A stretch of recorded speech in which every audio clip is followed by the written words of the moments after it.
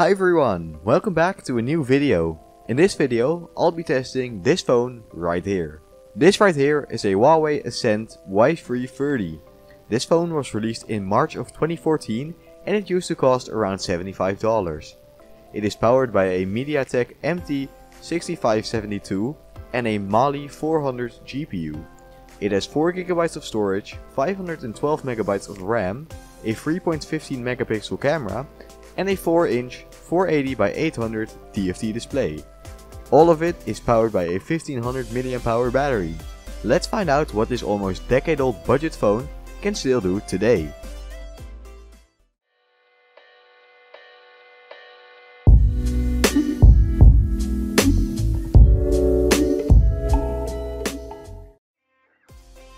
Alright, first off, time to clean this phone. I initially thought the screen was very dirty, but on further inspection, the plastic display is so worn out that it looks like it's just dirty all the time.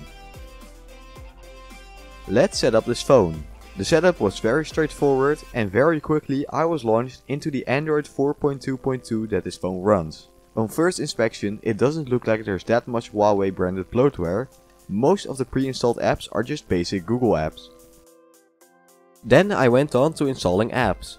Since this phone runs Android 4.2, about half of the apps that I wanted to install could be installed. Overall, most basic apps that I wanted to install could be installed, while bigger and more modern apps like Snapchat and TikTok and Discord would not install. Now I'm going to put in my SIM card and an SD card, and let's get to testing out this phone.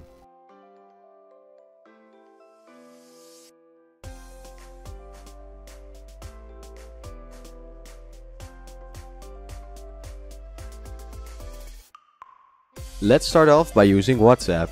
Using WhatsApp on this phone is still a surprisingly good experience.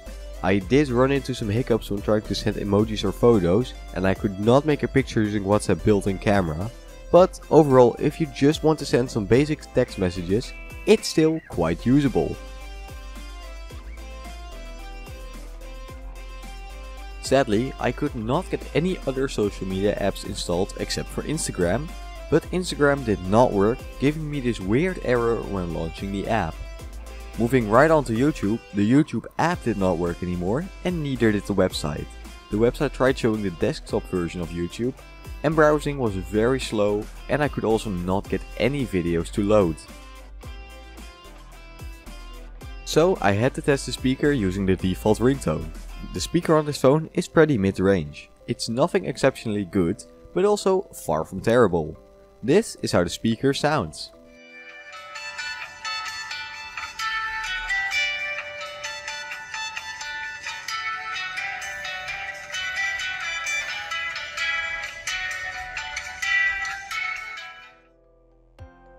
For ports, this phone has a 3.5mm jack for audio on the top and a micro USB port for charging and data transfer on the right side.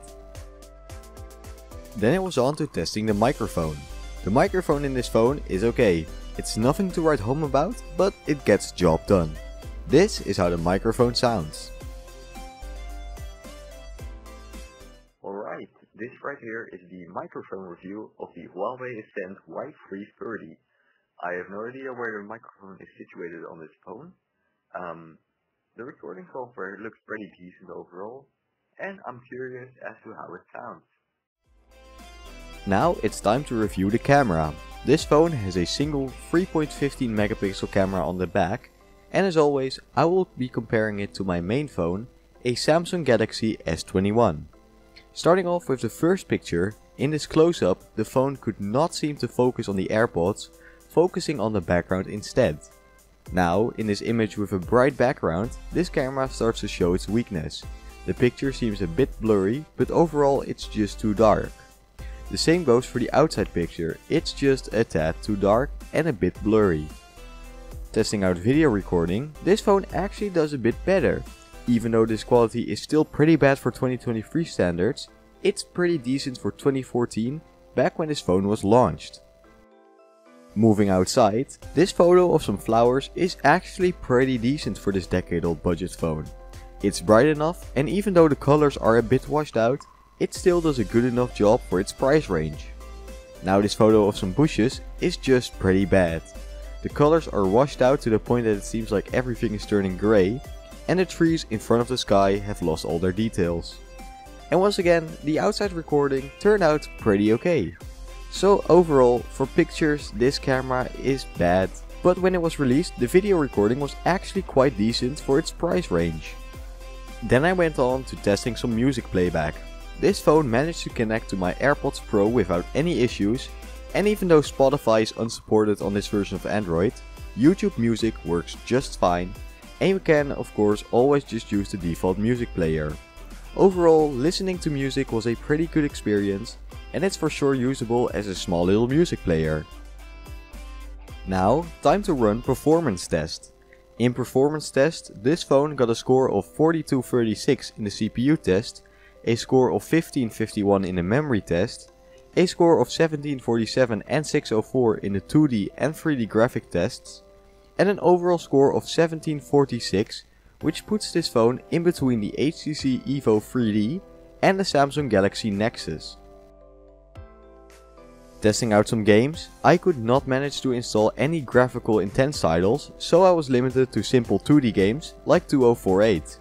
This game ran absolutely fine, but that's to be expected. Playing some Solitaire on this phone was also a great experience, without any issues.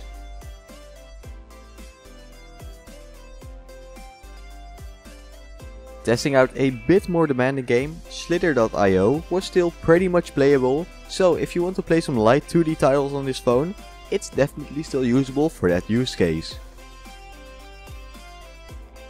Now let's talk about the screen on this phone. This 480 by 800 TFT display is nothing special, but since the upper layer is made of plastic, it's pretty easy to scratch up. The viewing angles are also pretty poor. If you look at the screen from an angle, especially from the top or bottom, colors start to distort pretty quickly.